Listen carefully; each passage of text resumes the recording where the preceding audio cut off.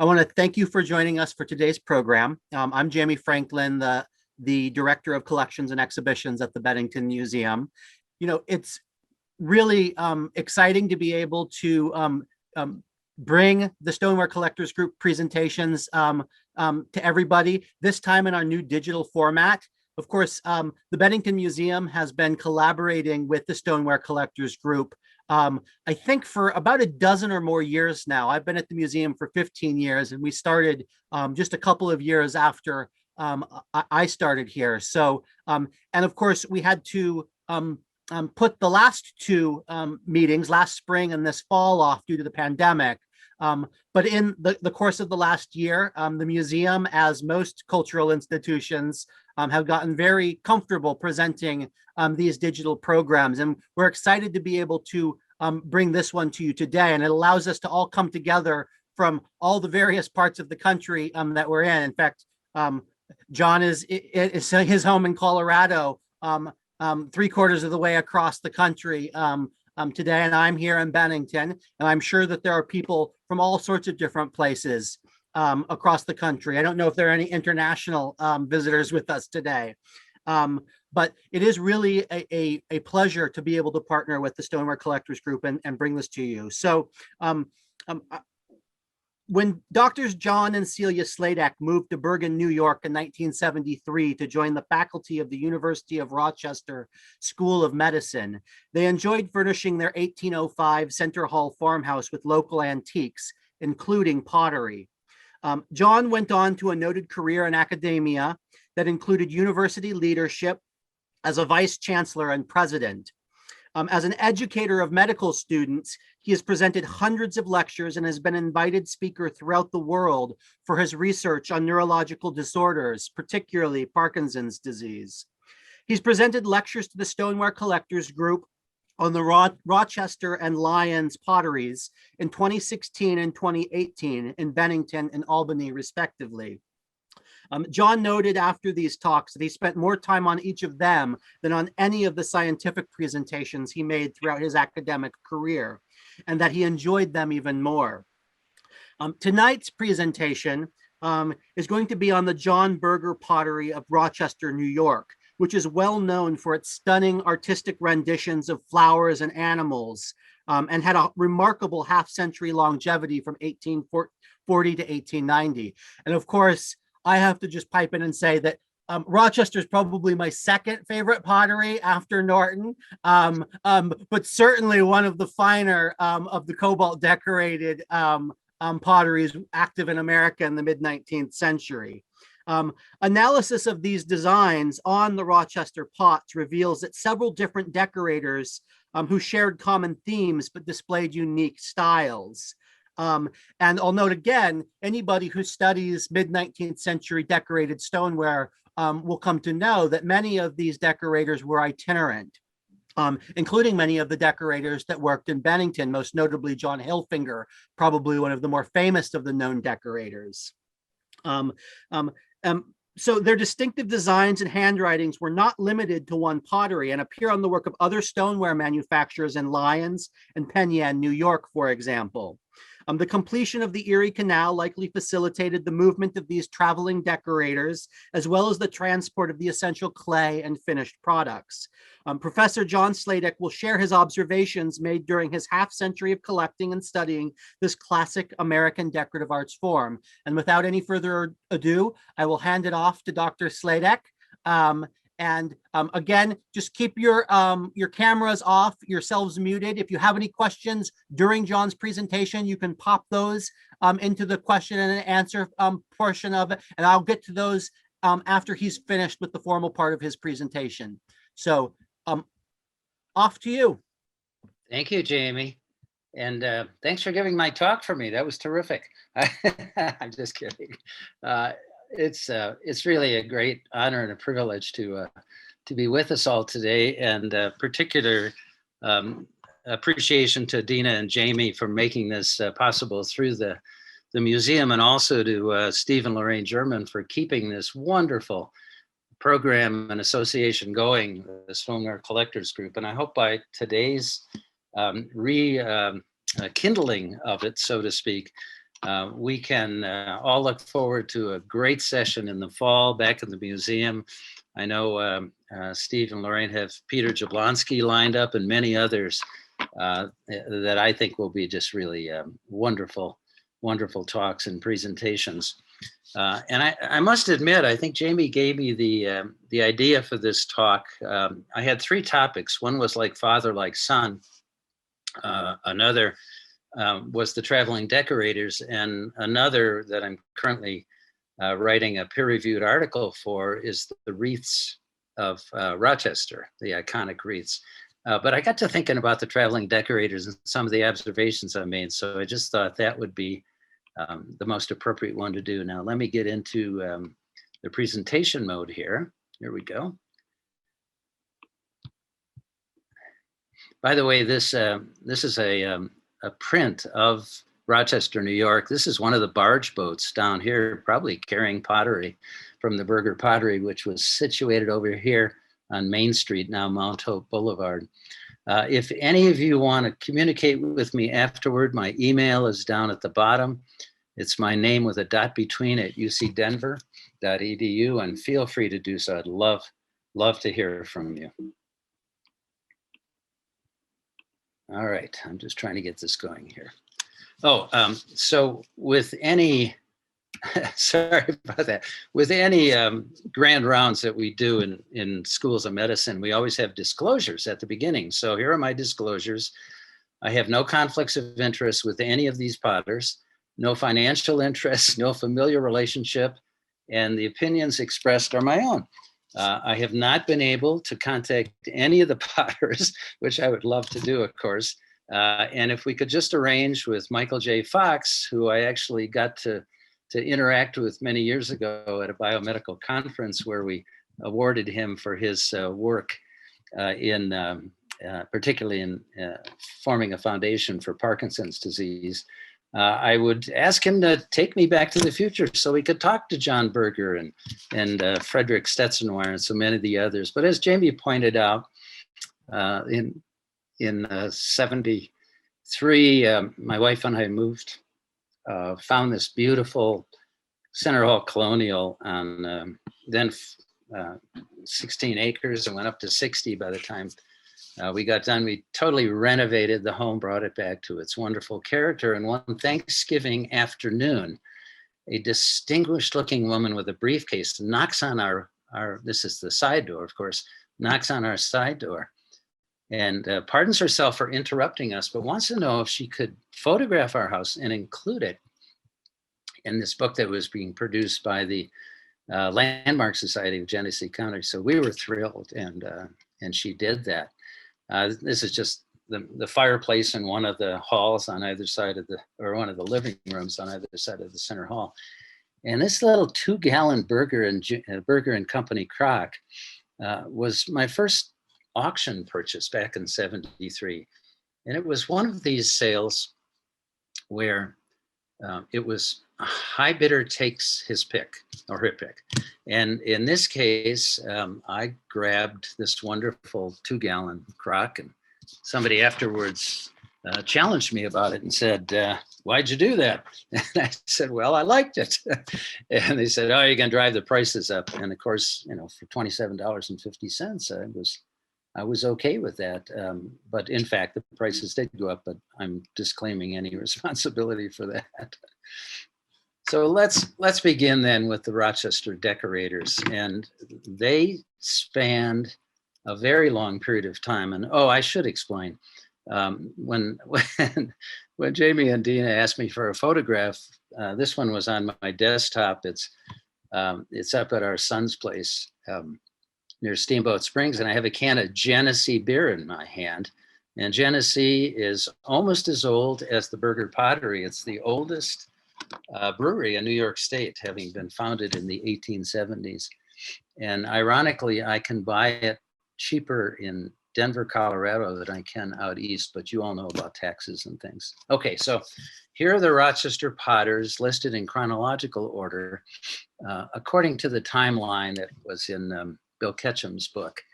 And there may be some variation in this, and of course he had just hundreds and hundreds of potters to research.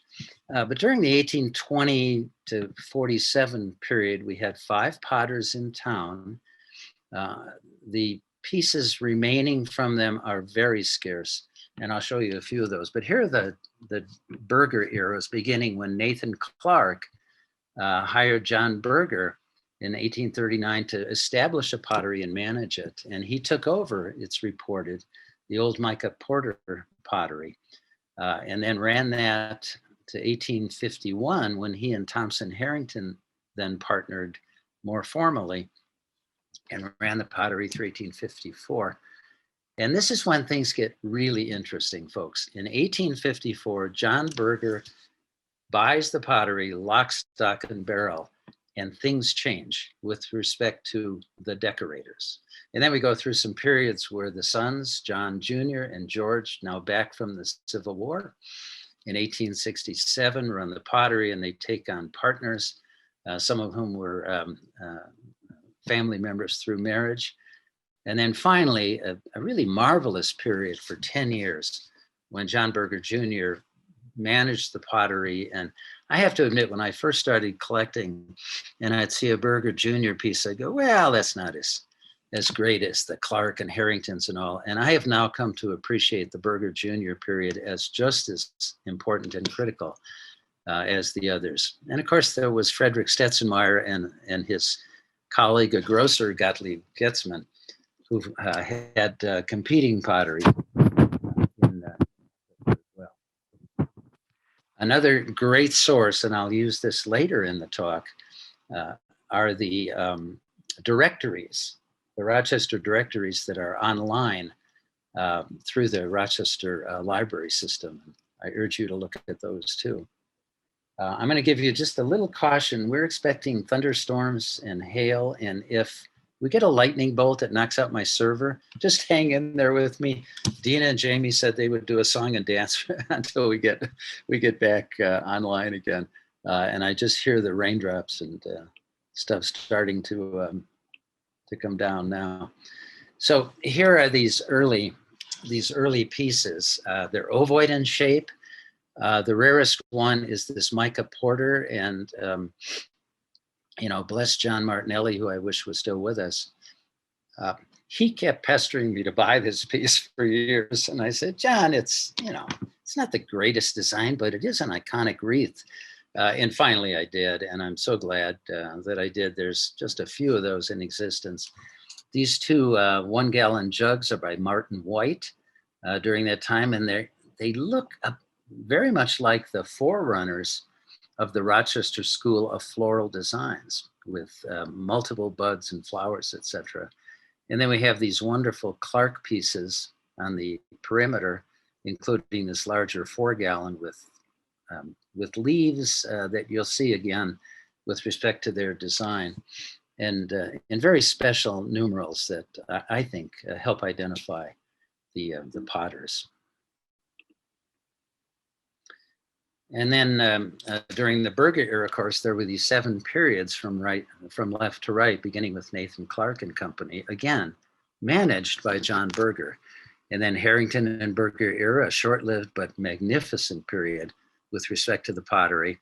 And then when John Berger took over the pottery himself, and here's one of his just iconic wreaths with a little tornado in the middle, and then Berger Brothers and Company, Berger and Lang, Berger and Company, and then John Berger Jr.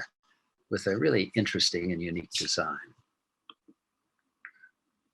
Oh, by the way, I should back up a little bit and tell you that the wood that these pots are sitting on is probably the rarest thing in my study here, and that is the door from Second City in Chicago that was acquired by some of our medical students one year. And when they graduated and left for their residencies, they brought it up to us unannounced, and it's been a wonderful little table for us for all these years. I can just imagine Gilda Radner and John Belushi and Chevy Chase and the others swinging that door back and forth as they went in and out of that great improvisational place in Chicago. So here's what I consider, oh, sorry about that. Touch screens will do this at times, so let me just back up. Here's what I consider two examples of what I would call the master and the apprentice. Let's call it the master and the student. And the two milk pitchers, and honestly, I just love milk pitchers. They're just favorites of mine. Have the deep cobalt blue. They were done by the John Berger during the John Berger era, and I think by the master himself. And then you look at this one that was also done probably during the later period of John Berger. And it's an iris, it's the iconic iris, but it's not as detailed, it's not as deep. It does have some three-dimensionality to it, but it doesn't have the little string of buds that often show up. But it's a very nice piece. And then you look at these two, which were done probably toward the end of this 13, 14-year period. And they look quite similar to the uninitiate, if you will. But look at the extra detail in the flower here, where it's decorated on both sides with the little slash marks. And here, and this one is a little cleaner, but very nice. And it has many of the same elements that the master would have. But I call this the master and the pupil. And if we look at them in more detail, take a look at the numbers with me. So the two on the left, the curve of the three is similar with this little expansion toward the end of it. But look at the horizontal part. It's shorter here, but it's longer here. And it doesn't really take a calligrapher to appreciate the difference in those two. And here to me is the real diagnostic, and that is this one has a dot and this one does not. And I believe this is done by John Berger Sr. And I honestly believe this is done by John Berger Jr. as he was mastering the skills. And Jeff Berger is with us today, his great grandson, who has shared with me that John Berger Jr. was meticulous and he was an artist. And I'll show some examples where his artwork, maybe as a teenager, wasn't so great, but then it got just profound. And this is a 3-gallon jar during the John Berger era. And to me, the three is identical. It's a little different down here, but look at this long horizontal part. So as a trained neuroscientist, microscopist who was taught to study images and make objective decisions and challenge my own thoughts on it, I've come to the conclusion after many years that this is John Sr. and John Jr. And I'll show some more examples of that. So let's start then with what I think is the key point about the three decorators during the Nathan Clark era. And each had a very unique signature and style. And here they are side by side. A couple of 2-gallon jars with a more angular flower here, a series of dots. And here more of a rendition of this reproductive part of the plant, the so-called pistil. You see it's more like a real pistil, and this is a series of dots and a series of parallel lines on this angular leaf, and then an oval with another oval in it, and these tiny little circles with lines in them. And that's quite different. And if you look at the twos, and we'll just feature them. Okay, machine, start working. There we go with the leaves, and there are the pistils. And then if you look in detail at the twos, of all three of these decorators, they're quite distinct. Decorator number 2 is very open at the top, and then it has this little curl at the bottom, a little indent. Let's call it an indent. Decorator number 3 has a curlicue at the top. It's a brush stroke, fairly flat on the bottom. And then decorator number 1 has a very distinct little curl and a dot at the bottom. So in addition to the very subtle design differences between decorator 2 and 1, they also have handwriting differences in their numerals. And of course, decorator 3 is in a category by himself or herself. Now, the interesting thing about this, and this is where it starts to get diagnostic, is when John Berger bought the pottery in 1854, and Thompson Harrington was no longer part of the pottery, this handwriting disappeared. I have never, in hundreds of pieces of Berger pottery during and after the John Berger era, seen this kind of handwriting, but I have seen it in Lyons, New York. So here is Thompson Harrington piece in Lyons, New York in the 1850s and 60s after John Berger Sr. bought the pottery. And it's the same too. Here they are. To me, they are diagnostic for one decorator. And brush strokes, beautiful brush strokes. And here's another example. Here's another early Clark piece, really a beautiful piece. I think this is one John Burton made available through Crocker Farm, and I just was lucky enough to get it. And here we compare those twos again. It's fun, and this will be the topic, hopefully, of another study, or maybe someone else will do it. It's really fun and kind of interesting to think about all the great Lyons pieces out there, and whether this decorator, whether it's Thompson Harrington or maybe Shem Thomas or G.C. Williams, made all of these great designs. And here we have, twos that curl up and are fairly flat on the bottom on this wonderful dove with the hearts on its breast. And of course, this design, which I think is attributed to this same decorator. Well, let's talk about the three decorators. I'm going to take a little sip of tea here. And I firmly believe decorator number one is John Berger. Fabulous designs, animals, the puppy dog that got away that our friend Fred Susanna bought at the auction in Batavia, where I was the underbidder and didn't dare go higher because I did value my marriage. And this great fox, a Stetzenmeyer fox, I don't know how Stetson, oh no, I'm sorry, that's a Clark fox. That's during the Berger era as well. And this one, and they all have the distinctive handwriting and the numeral with the dot after it. And then these are just some wonderful examples of John Berger's work. I think all but one of these are in the New York State Museum in the Weitzman collection. Maybe two of them aren't there. This one is here. So you can't have that one yet, Adam, but maybe someday. Although this one I've bought twice in my life, and just had to have it when John Martinelli brought it to Bennington back in 2016. But they're just beautiful artwork, and I think exemplary of John Berger. Here are two more of his great pieces. I think probably the most extensive decoration of a pheasant on a Harrington and Berger piece, and then the great Niagara Falls cream pot that I was fortunate enough to be steward for a quarter of a century before Adam finally wore me down and picked it up and donated it to the museum. And it's the American Falls with Biddle stairs over on the left side here, that wooden staircase that took you down to the lower side on the American Falls, and the great plume that comes up. And again, John Berger's iconic signature, or diagnostic signature. Here's another of his pieces. Again, part of a collection that John Martinelli got me, and a canister set that we're working on. So if anybody has a 3 and a 5 with with these wonderful fan-shaped flowers, please let me know after the session today.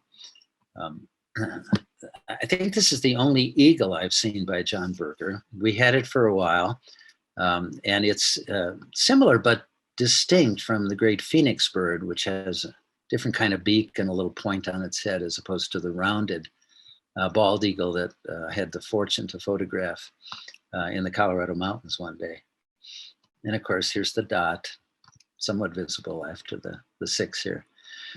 This is a fascinating piece and a piece of history. The Berger family home was at 19 Matthews Street in Rochester. These are photographs that Jeff Berger made available to me and his wife, Ida Sanchez. And I believe this is Mr. Berger's rendition of his own home, with the trees out in front and the placement of the windows. And there's even a little extension of the home here that I think matches this extension here. And that is in the museum as well. Now this one I've been fascinated with for years because of the capital B underneath the name. And as many of you collectors know probably better than I do, potters would often mark their piece in some way. Sometimes an X would be on the side or on the back. And it might have been an attempt to make sure that the finance person at the pottery knew how many pots to credit them for when it came payroll time. And I suspect this is John Berger's B. Now, things do change with time. And if we take his very classic iris design, this beautiful open iris, and here are two of John Berger's pieces during the Harrington Berger and John Berger era, or I'm sorry, Nathan Clark and John Berger era. And then we get into the later John Berger era. The two is different, and here it's really quite different. And these are two different potters who were trying to emulate the original design, but it wasn't quite as good. And here it's really kind of simple. Very nice, but shows you the evolution or devolution, if you will, of a design as we go from the early periods where the potters were perhaps a bit more artistic and had more time to the later era where they're competing with the newfound glassware companies and mass production in Ohio. Okay, so here's the one I have spent absolutely the most time on and the most research on, and who we're still researching some more. And I believe, excuse me, I believe decorator number 2 was a German immigrant who was the longest in residence in Rochester, and that his name was August Kretschmer. And there are many spellings of this. It could be K-R-E. He may have immigrated as Gratzma. And when we see this in the directories, you'll see many spellings.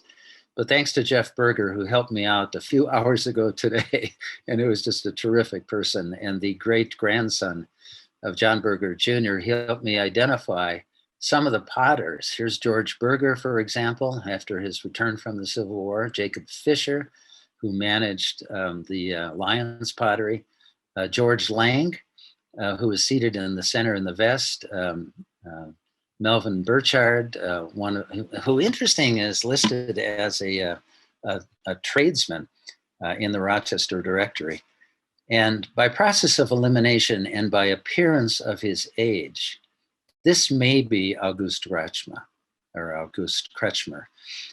and he was around for about 40 years decorating pots, initially during the Clark period, and then with John Berger Jr. And he was a traveling decorator whose work can be seen in Lyons and Penyan and maybe other places as well. And I'll go through, so I'm a scientist, so I'll go through what I think is the basis for making this assumption.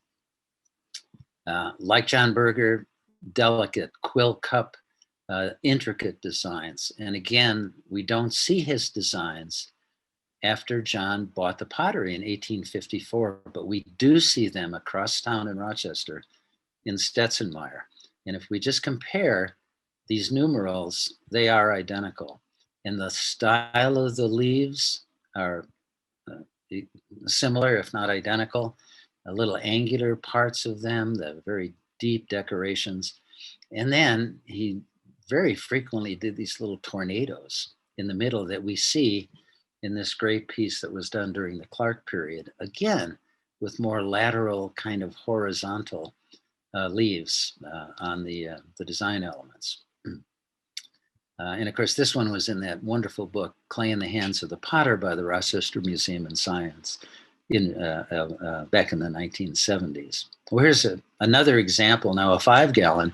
And look at this, he dotted the numeral.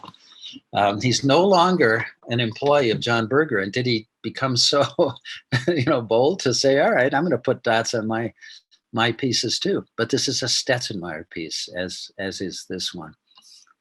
And the design elements are the same as far as the horizontal and angular leaves, for example. Now, check this out. I mean, here are two twos that are very similar. In fact, I think they're the same handwriting. And this was Stetzenmeyer and Getzmann during the latter part of the Stetzenmeyer era. And if we had a live audience right now, I would say, okay, who do you think did this piece?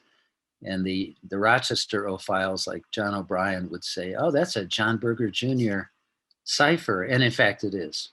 So here, I believe, are examples of August's work during the Stetzenmeyer era and some 30 to 40 years later during the John Berger Jr. era. And if we just take this two and superimpose it over the other one, I think they're identical, friends. I really do. Now the design, let me go back. The design is simpler, but look, it's still the angular leaves and they're very horizontal. But they were working faster and again, competing with the glassware companies in the mass production out in the New West. Now here are two other pieces I think are exemplary. This is John Berger Jr. and this is Stetzenmeyer. And you may remember this one from the Crocker Farm auction a while back. And it has just a wonderful detail lion with these parallel wavy lines, lots of dots, and then some neat little features, horticultural features on the ground. And I think these sixes are the same. Interesting enough, this one has decoration on the ear handles, which I haven't seen very frequently in the Rochester potteries. And then here he is during the John Berger Jr. era doing a lion. It has some of the same elements, the parallel lines, lots of dots, little groundwork, but it was simpler. And here is just an enlargement of this section of it. And here is his five. Now look at his five. It has a very distinctive top and then it curls around on the bottom. And here's his Stetzenmeyer, not quite as much on it, but, oh, sorry. It curls around on the bottom and he's got his dot here. And then here's a matched pair of a male and female great blue heron. Look at the male's got the dots. He's a little more decorative, taking nothing away from what I think is the female great blue heron. And here are those same fives.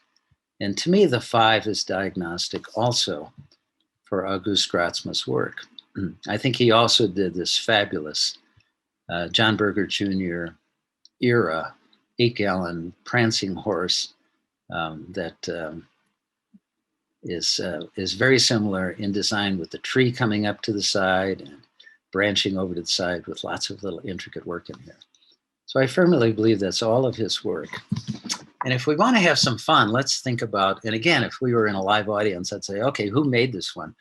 And when Crocker Farm first posted a photograph of this, I wrote Mark and the others, and I said, I don't think it's a Berger Jr., but I definitely think it was done by the decorator who did the Stetzenmeyer lions and the John Berger Jr. lions, but I don't think it was done during the John Berger Jr. era because it's too detailed. And it has this wonderful decoration that we see on Berger and Stetzenmeyer era pieces. Now, the unusual thing is I've never seen a double-handled jug from the Berger pottery. I have seen them, I have seen very special and unique presentation pieces at the Lions pottery.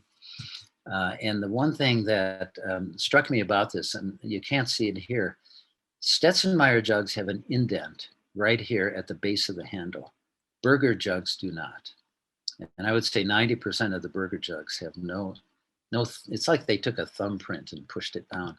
And this one has those indents on both sides.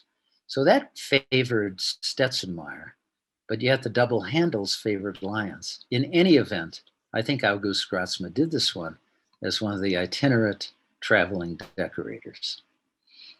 And of course, here's that wonderful horse again with a little detail. So many of you are sitting back and going, all right, well, why does he think that's the case? How can he possibly identify August as a decorator? After all, in his disclaimers, he said he's never been able to talk to any of these guys.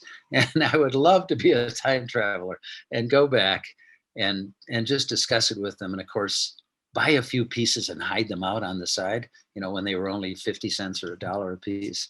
So here's why I think it is Auguste. If you go to the listings in the Rochester directories of potters that would have spanned 1840 through 1880s, there is only one, and that's Auguste Graatsma. Joseph Halm, John Hammer, John Young, who was part of the Berger pottery, just didn't extend out into the 80s. Now, that doesn't mean he might not have come back from, in this case, Pennsylvania, but I don't think it's very likely. And he wasn't potting when the great Clark and Harrington and Berger pieces were done, and even the early John Berger pieces. So here's an example of John Young, which really intrigued me because it has these tornadoes and similar kinds of flowers. And he may have well influenced Auguste and others. And here are examples of Clark Rochester pieces. And for a while I got to thinking, well, maybe it was John Young, but he just wasn't there long enough. So here's what I think is really the compelling evidence, if not the positive proof, that it was Auguste. If you go to the Rochester directories, and I bought several of these over the years, but now you can get these listings online, as I mentioned before, through the Historical Society. Just checking our time here. Through the Historical Society. And they give you great detail. Here's Berger and Lang, John Berger Jr. and George Lang, potters, 4 Mount Hope Avenue. That's the renamed street of Main Street where the pottery was located. So bear with me and let's just go through some of these in order. So here's Auguste Kretschmer listed as a potter, 189 Main Street, a home on Summit Street during 1849. And this was the Clark era, the earliest era of the Berger pottery. Now here's John Berger listed in that same directory as a stoneware. And you notice it's hyphenated. And I respected this, so that's why I titled my talk Stoneware, 2 words. Manufacturer, 189 Main Street, living on Matthews Street. So we got Kretschmer, a potter at Berger's Pottery during the Nathan Clark era. Now we move forward to 1851 to 2. Look at this. Kretschmer is now living on Matthews Street. And these numbers sometimes vary. It may well have been in John Berger's house, or at least right next door. And he's working at the Berger Pottery during the Harrington and Berger era when those great pieces were being made. But here's what really caught my attention. 1853 to 4, it's Harrington and Berger. John is buying the pottery, and he is now living somewhere else at the corner of Delavan and Cherry, and he's listed as a potter, but not at 189 Main. And now, this is the one that really intrigued me. 1885, when John Berger owns the pottery solo, he's still living in Delaware, but he's now listed his potter as exchange. Exchange, which I think means he was available to exchange between one pottery and another. And maybe I'm wrong on that designation, but I haven't found anything else. And I'd love to have your comments in the chat box and afterwards on that. But here's the one I think that nails it. Directory of 1857 to 8 during the Berger era, but also when the Stetzenmeyer factory was in production on Sophia Street, South Sophia Street. And here's August Kretschmer, now spelled Kretschmer, listed as a potter at Sophia, still living at the corner of Finney and Delavan. And here's Frederick Stetzenmeyer in that same directory at the same address at South Sophia. And I think this is very clear to me that my suspicion that maybe John and Auguste had a little disagreement of sorts when John bought the pottery. Maybe he wasn't being paid enough. Who knows? I'd love to be a time traveler and find out. But it's very clear he went across the street and started working for Stetzenmeyer. But I don't think he stopped there. And if we look at these churns, again, that John Martinelli was able to find for me, they have that distinctive 5 with the indent on the top and the curl at the bottom. I mean, this is a Stetzenmeyer design, folks, as is this one. And they're just fabulous. And I believe Graatsma Kretschmer, August. Let me just call him August. I think he made both of these, and I think he also did this great bird during the Harrington period of time. Oh, okay. Did he do these? Look at these threes on these Stetzenmeyer jugs, and look at the three on what I believe is Harrington's profile. Here's Thompson Harrington, the only known photograph we have of him. He has an upturned collar. He has kind of curly matted hair like this. He has a prominent chin. And I think these were self portraits, if you will, but maybe done by whoever did these. And it could well have been August when he was doing great designs for Stetzenmeyer and these intricate, fascinating, and beautiful designs as we saw in the prior one. And here they are again for lions. But he didn't stop there. This is Penn Yan. This is Penn Yan. These are, and this is Berger Jr. I got this one from Roy Wadsworth at the show, I think in 2016, and was just happy to add it to the collection. And then this was from Crocker Farm. And when you look at these birds, they have the same kind of elements with the round eyes and the dot in the middle, the upturned beak, and lots of dots, as do the lions on this Berger Jr. And if you look at the fives, again, even the uninitiated eye would look at those and say, boy, they're really quite similar. So I think he was a traveling decorator, but he didn't stop there. These are two Penn Yan pieces. This is Damon Davies's favorite piece in the world. I don't know if he's with us today, but I hope so. And here's a very similar five, a very similar deer. And when you look at that deer, that's, I believe, James Mantell Penn Yan, it is virtually identical, save the antlers, to this one, albeit a little simpler and without the additional tree, as we saw with the racehorse and as we saw with some of August's other designs. And these are Berger Juniors, and this is a Penn Yan. So it's very likely he was a traveling decorator. Now, is there any evidence? Time for a little sip here. Is there any evidence that suggests that it would be reasonable for a potter to travel 20, 30, 40 miles from one pottery to another? Would there be enough pots to decorate at a single time? Now, here's the Lyons pottery, this wonderful photograph that's in their historical museum, and look at the number of pots lined up next to now the railroad track, and the canal out of sight would have been over here. But look at the number of pots.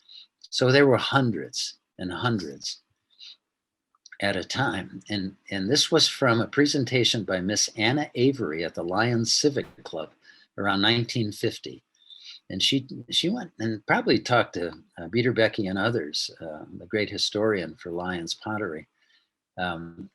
18 journeyman potters, each of whom had their own ball slapper, who prepared the clay for them. Look at this. A skilled potter could turn out 14 to 18 dozen 1-gallon jugs or crocks a day. That's 168 to 268 pots per day, as many as 18 pots per hour on a 12-hour day, or 22 pots per hour on a 10-hour day. And they earn $30 a day for all that work. And if you add this all up, even simple math shows that the Lyons pottery was turning out 35,000 pieces per year. So think about the kilns, and they had more than one firing. The kilns being emptied, the pots set out after decorating, the pots set out before decorating, prior to being fired. And it would just make really good sense for an itinerant potter to come along and start decorating these pots. And we just zoom in on them a little bit higher power here. Now these are decorated pots, and when I see a photograph like this, I just fantasize at what the decorations were. And these all look like churns to me, even though the photograph is a little bit fuzzy. But I just imagine these great Harrington designs, some by August, some by others, just sitting out there in the sun waiting to be picked up. Well, the pottery had their own canal boats called the Louise Fisher and the Benjamin Franklin. They shipped the clay from Albany and near Perth Amboy, New Jersey, along the 350 plus mile Erie Canal, and they docked next to the pottery. And here's the horses pulling the canal boat that's loaded with hopefully pottery in this photograph. And then here is a profile of the Erie Canal. You know, Albany is down here. We left it out of this one. And I just wanted to show you the distances on the Erie Canal that a potter might have traveled to just jump on the boat and go from one pottery to another as he was being recruited to decorate for the potteries all up and down the line. And even Penn Yan, which wasn't on a canal, was only 31 miles from the Lyons pottery. So he could easily have gone from Lyons to Penn Yan and then back to Lyons and then jumped on a canal boat and gone back to Rochester. Now the canal emptied into Lake Erie, hence its name. And then through the Wayland Canal, the barge boats could go out onto Lake Ontario and service some of the towns, particularly along the southern border, the southern shore of Lake Ontario. And this is something really fascinating. All along Lakes Erie and Ontario are sinking canal boats. And one of them was from the Lyons pottery. And we don't know if it was on its way to deliver or if it was coming back. But can you imagine what's sitting at the bottom of Lake Ontario, somewhere east of Sodus and west of Syracuse, and maybe not terribly deep water with respect to never before seen in our lifetimes, great stoneware from the Lyons pottery. Okay, quickly, I'll finish up here with another potter, Emil King. He's listed as a potter in Rochester, but he didn't stay there. And I've had fun with some of the Facebook groups by posting this picture and saying, okay, where was this made? Berger, Stetzenmeyer, and of course I get a lot of Stetzenmeyer, but in fact it was made in Lyons, as was this piece and this piece. And Emil King had a very distinctive two. It curled, it was flat, it wasn't a brush stroke like we saw earlier on, but he had Berger style designs, quite unlike that decorator number 3 from the Clark era. And if we take this crock and flip it over, here's his signature, E. King, and it's absolutely in the surface of the crock. Here are his other two pieces, and look at the shape of the 3 on this. I'm going to focus in on this one. And here's his 2 with that curly Q at the top. This is the J. Fisher Lyons. This is J. Berger. Sorry, that should be J. Berger Jr. on both of these.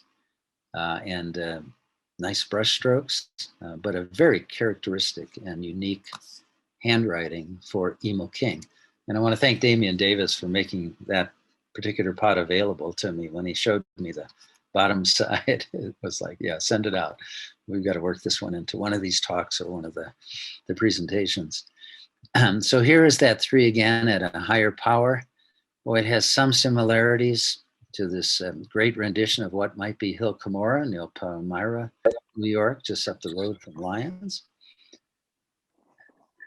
And here is that 3 again, now on a Berger Jr. pot, and that's quite in distinction to John Berger's 3 that I pointed out much earlier. So I think Emil King was decorating in Rochester, in Lyons, and went back and forth like the itinerant potters did in those days. He may have done these wonderful designs with the curly Q and the 2 and the flat, and it's just speculation about the great starbursts that were so prominent. But this is kind of intriguing also.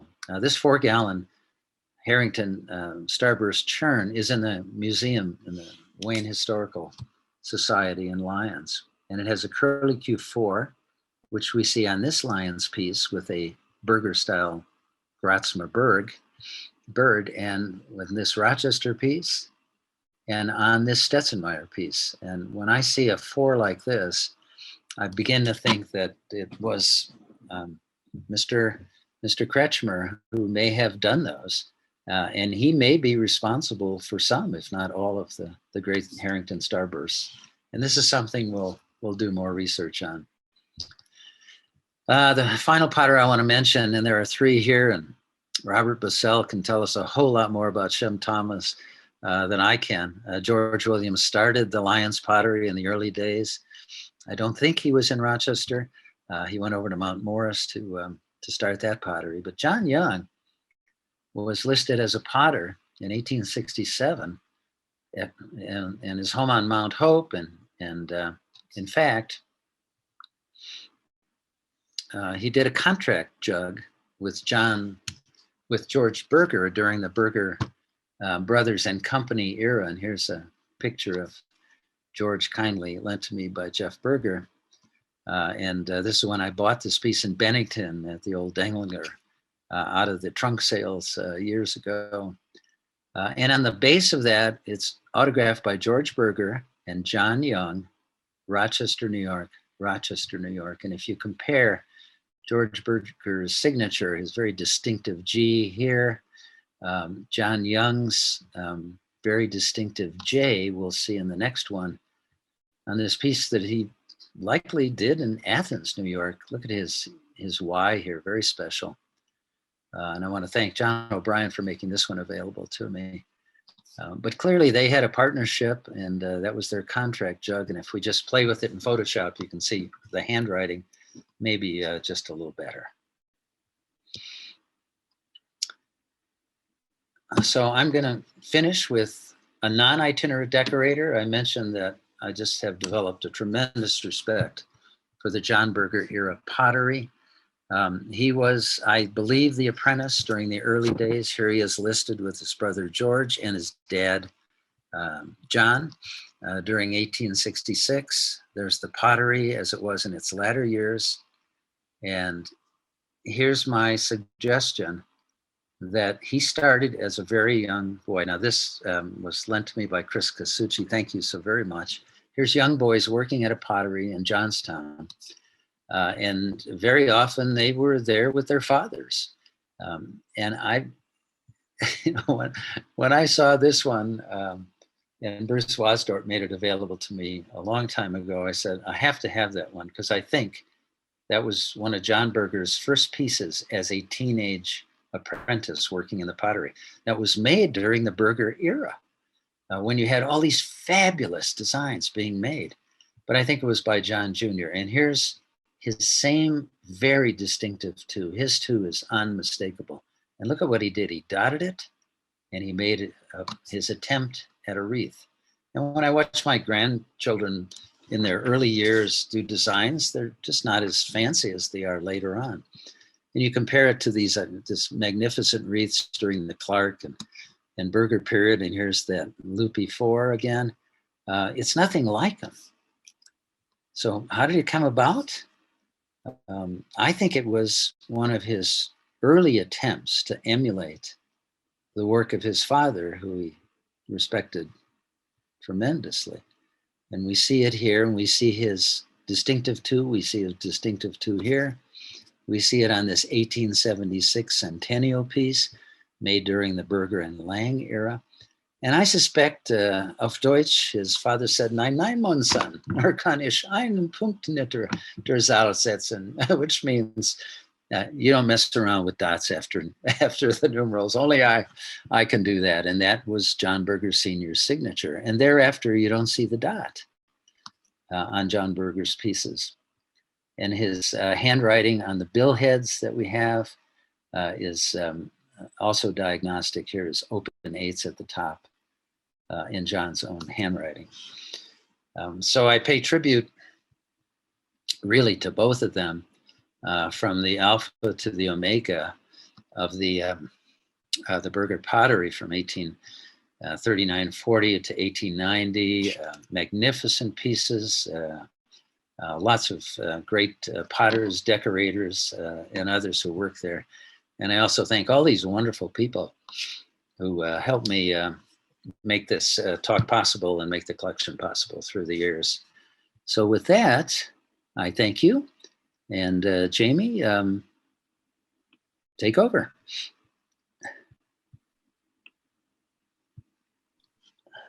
Okay.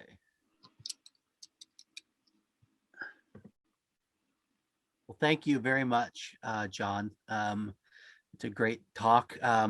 So if anybody has questions, as I mentioned, if you are comfortable, you don't have to necessarily put your camera on. You can just unmute yourself. We will have to be careful if multiple people start talking. We'll have to take turns. But I'm also looking into our chat. I don't see any questions, but you can go into the chat function and type in a question, and I'm happy to relay that to John. But if there are any questions, again, feel free to unmute yourself. If you also want to be seen, you're welcome to put your camera on at this point. And hopefully we can have some good conversation and questions for John.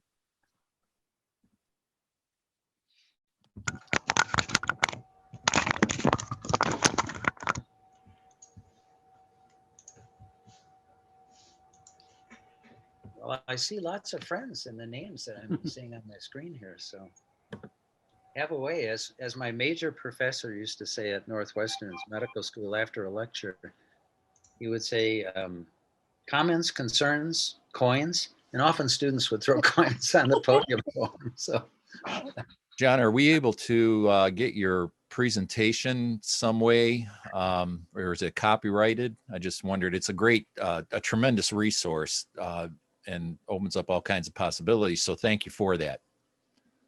yes, and thank you, Robert. So I am in, what I would ask is for you to respect the time I need to finish 3 peer-reviewed articles that are going to the, let's see, one of them will be in Western New York Heritage, the others, and one is almost completed, will be in the Historical Society journal that's peer-reviewed, that that is now co-authored by our museum curator. So if you can just hang on for a little while, then you may use it. What I would say, no rush. Okay, if there's any part of it you would particularly like, just send me an email, and I'm happy to share images. But they will be copyrighted as part of those publications. And this would just be for personal use, obviously, just as a review. Yep. And I will mention too that anybody who has been signed up for this talk will be receiving a recording of the talk in a follow-up email. Great, thank you. And Don, forgive me for calling you Robert, but that's a nice name too. That's okay. I've been called worse. I have a quick question. Thank you so much for the talk, John. Fantastic talk. Do you have information about the business side of this? I was interested in, you mentioned they were getting clay from Perth Amboy, I assume from the Morgan Clay Banks, but have you ever seen any bills for the cost of that clay and the cobalt? And also, I assume the wood they were using as fuel, and how did that all play into their business model? That is absolutely a great question. So if you know, let me address the wood issue first. My understanding is that the potters, the master potters like Berger and Stetzenmeyer, kept the cobalt formula in their heads, and they kept the wood types private also. And if you notice, a lot of the Stetzenmeyer pieces have little colory flakes in it, and I'm told that that's by a particular kind of wood. And depending on what was available in the region, for example, at our former home in New York, where Aaron Bissell was a cooper, a barrel maker, the woods were full of ash, maple, oak, and beech. And on the other side of our little river were, I think, still first generation beech trees that 2-3 people couldn't get their arms around. So wood played a major role in it. Temperature played a major role in it. I was told by Jeff Berger's dad when we visited in the 80s that John Berger Jr. was just meticulous about the firing of the kiln, and he would stay awake with it as long as it took to make sure the temperature was right and salt was put in at exactly the right time. So I think a lot of it went with the master potters themselves. As far as the clay, I was aware of the Albany slip clay. I wasn't aware of the Perth Amboy until I read the accounts by Biederbecky on the Lyons pottery, and he's published three very extensive articles on that pottery, and I happened to get copies of them from him when he was still alive. So I think that was the source for the other clay. That's a great question. Thank you. Yeah. John, this is John O'Brien. My video is not working. It's still being shut off by the host. But I guess I missed who you said decorator number 3 was. I don't know. I don't know, John. I used to think it was Thompson Harrington, and then it made great sense that handwriting would then show. Well, there's the top of your head. Tilt your computer down a little bit, you rascal.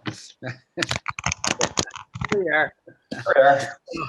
I used to think it was Thompson Harrington because after John bought the pottery, that handwriting and those brushstroke designs that you and I love so much showed up in Lyons. But I don't have good evidence that Thompson actually decorated during the Harrington and Berger era.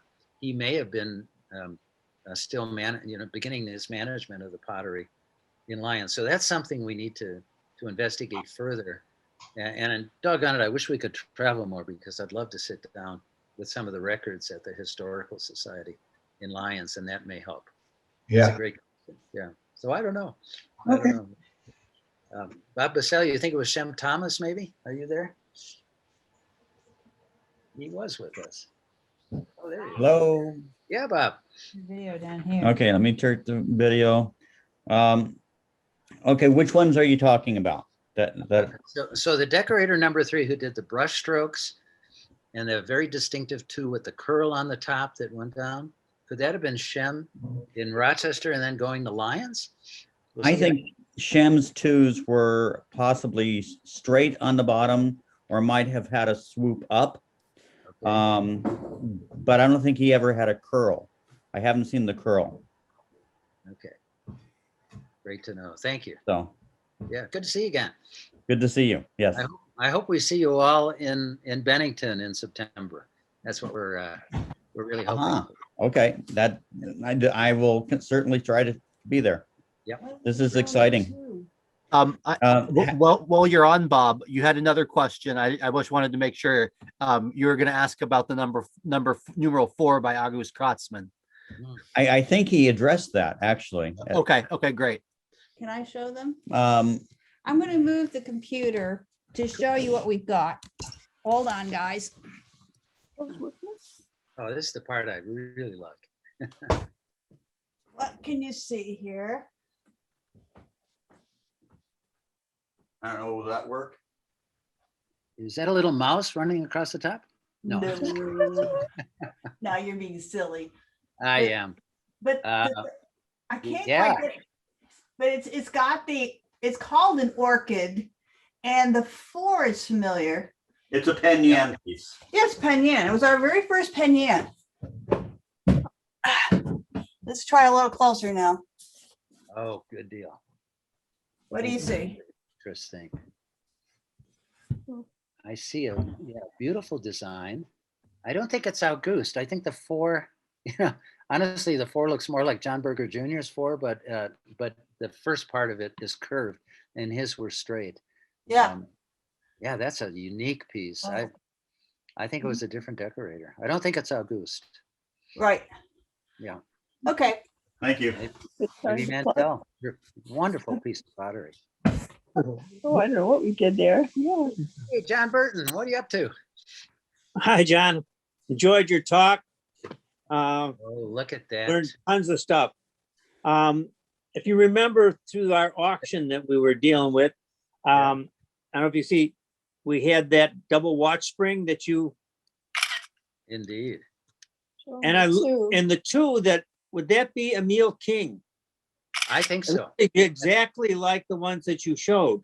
Yeah, the first part of the curl is a little different, but the way it comes out to the And center. straight across the bottom. Straight and then bottom. comes back. That looks very much like a king. Yeah. Okay. Great Well, that's piece. And Oh, I you did finally great buy on have a piece I know where the potter is, so, or the decorator anyway, so. it. Have you looked at the Bottom, bottom? see if it's signed. Yeah, I did. We did. There's not there. No, he didn't sign it. I wish he had. That would have been exciting. That would have been great. That would have been. Well, anytime I buy a piece, I always look at the bottom, and there is a great piece out there that Adam owned for a while, and then it was bought by a gentleman in Michigan. And in old German script, it is written on the bottom, "Bring me your old ones, I'll give you a new one." And Wow. it's a spectacular cream pot. I think it's 5 gallons or so. So Oh. occasionally they would do that on the bottom of the pots. We do have a couple of questions coming in to the chat. So I just wanted to make sure we got to some of those as well. One is fairly straightforward technical question from Howard Nepo. What is a quill cup?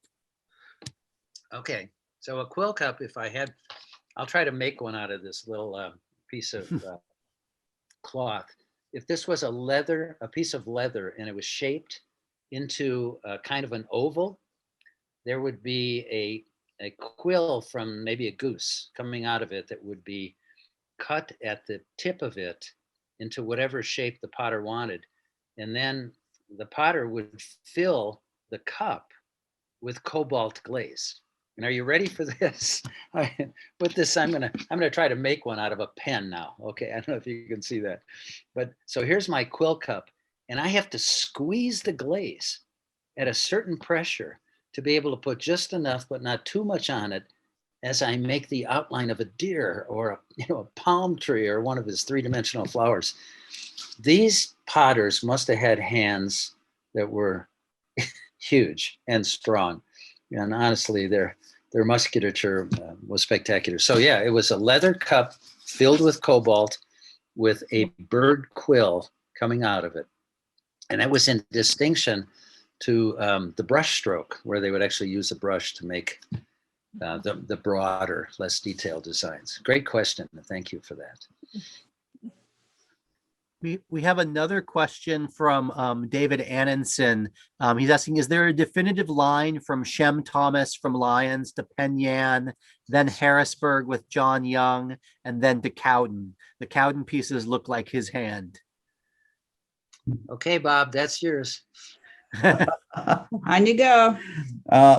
Exactly. What's the question again? I'm sorry. Did they Well, trade they're asking if there's a direct line Lion? with Shen Thomas from Lyons to Penn Yan, Harrisburg with John Young, and then to Cowden. And in direct line, and that's exactly where he did travel, but I'm still confused as the question. Shem did do those 3 places. Yes. Consecutively. He was in Lyons from 1830 to 1852, Penn Yan from 1853 to 1855, and at the end of 1855, he was in Harrisburg and remained there until his death in 1870. He also had a son named Ephraim that traveled back to Penn Yan and worked in Penn Yan for about 2 years after the Civil War. Thank you. Okay, so We have a question. My wife has an observation and a question. Did you that see- is a Shem too. We believe this is a Shem too. From From Lyons, yes. It's very primitive. And Bob, he characteristically decorated the ears, did he not? Seems to be a very common thing. Yes. Yeah.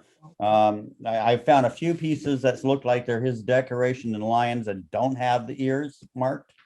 And I've wondered if it was more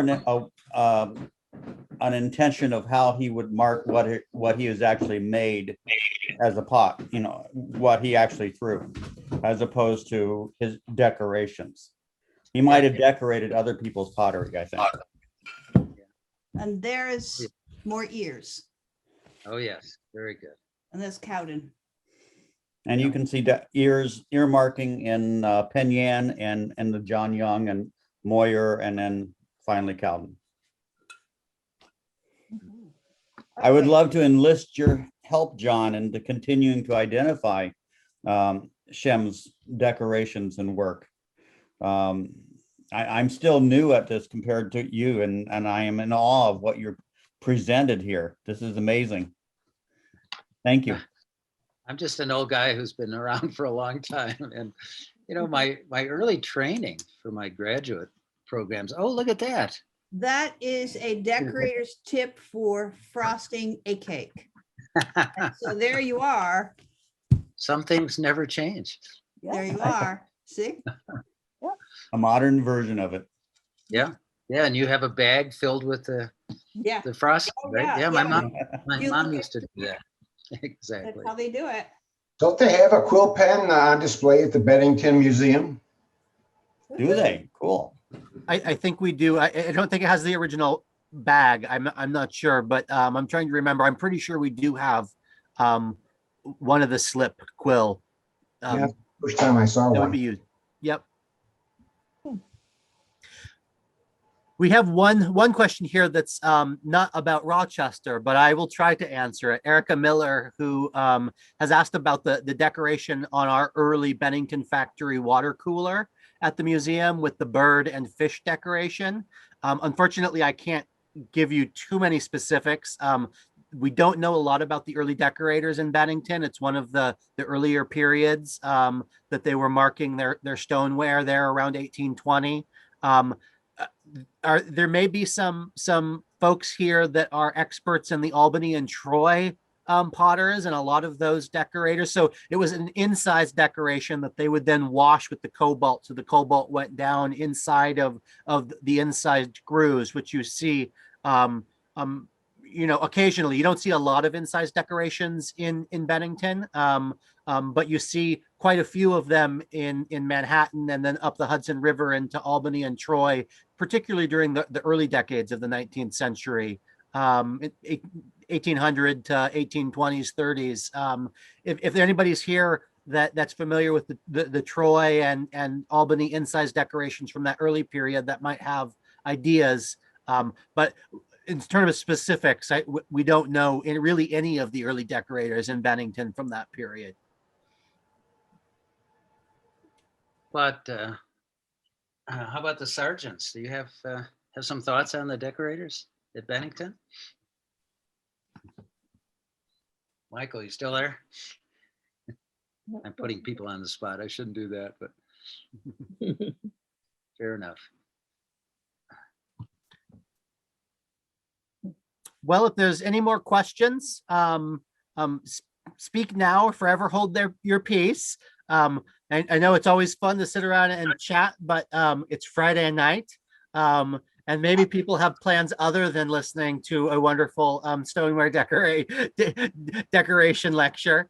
But thank you to John. Thank you to the Stoneware Collectors Group, to the Germans who helped coordinate this and make this happen. I'm so pleased that we were able to bring a Stoneware Collectors Group meeting to you through this digital format. Hopefully we'll be able to do it again in person this fall. And just keep your eyes on the various social media networks and the email lists. And I'm sure the Germans will be sending out information soon. So thank you for all joining us.